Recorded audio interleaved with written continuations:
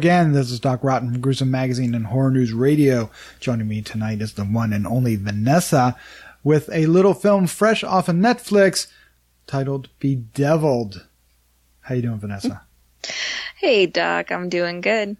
All right. Given that the poster is highlighting the middle 5 characters of this, I imagine there's a little devil in Bedeviled. Tell us what this film was all about. Bedeviled. Bedeviled is the kind of movie that makes you want to think twice about what kind of apps you download on your phone. Yes, this is a haunted or demon-possessed app movie. Oh, well, that's exciting. How does that play out? It is a premise I never would have considered in my life, but it has a fun kind of, it's all kids, it's all teenagers, and they're all, one of their friends dies under mysterious circumstances. Supposedly she was scared to death, and after her death, her phone sends out all these app invites for this app called Mr. Bedeviled. So, as you can see, they work the name into the app. And they continuously explain that, yeah, apps, they just send out invitations to other phones. You don't have to do it yourself. The apps just do it themselves to try to rationalize why or how this could be happening after someone's already died. It's really interesting how they came up with it. It's written, produced, and directed by the Vang brothers. Abel and Burley. Mm-hmm. Great names. Tell me, how did they do? Did they succeed in what they're trying to do with a film called Bedeviled about a haunted app? The Vang brothers. It's a cute movie. It's definitely in that kind of teen genre, but it was very clean. None of that, like, the ones who have sex are going to die or the ones who do drugs are going to die. You really don't have a choice in this movie. You're either going to make it or you're not. And I thought one of the cool aspects of it is this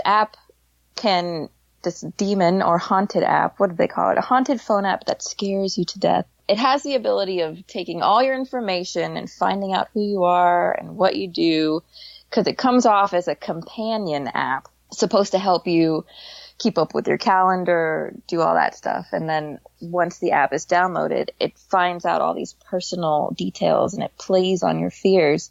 And somehow, I guess because it's demon or haunted, it can create these scenarios you feel like they're happening. Everyone else leaves and it's just you and this fear that you have playing out, which that was pretty cool. Some of the locations in this movie are amazing. They have this warehouse and then they're in a school. The cinematography is beautiful.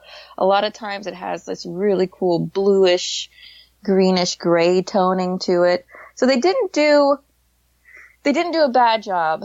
It feels like they tried to over-explain what they did a little bit too much, though. They didn't allow the movie to really enjoy the campiness that it has at parts, because they're explaining that the movie, one of the things I hate most about these types of horror movies is in the movie itself, it references how it's behaving like a bad horror movie. And I can't stand that. A little too meta. The poster and the promotions have this grin tooth, I guess, supernatural entity that's doing all this. Is that a character that we get to see?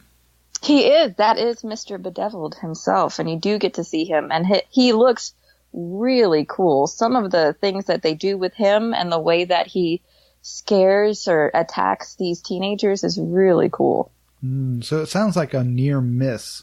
Tell us about what you thought with a score, 1 to 5, and your favorite scene. Bedeviled. It's a fun movie to put on if you're at home or you're scrolling through Netflix. So I'd probably give it maybe like a 2.3. I think would be good for Bedeviled.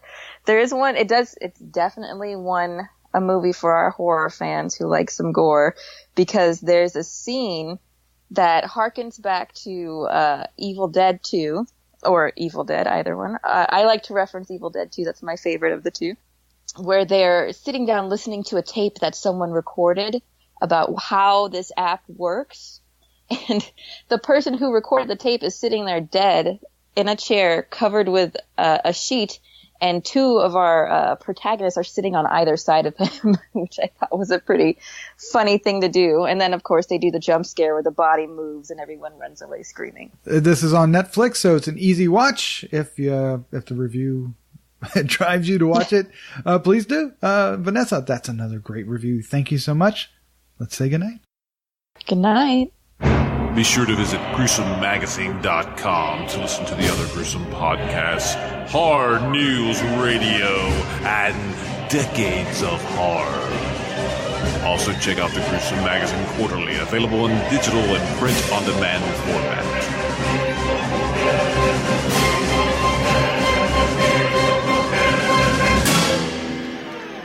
Gruesome Magazine.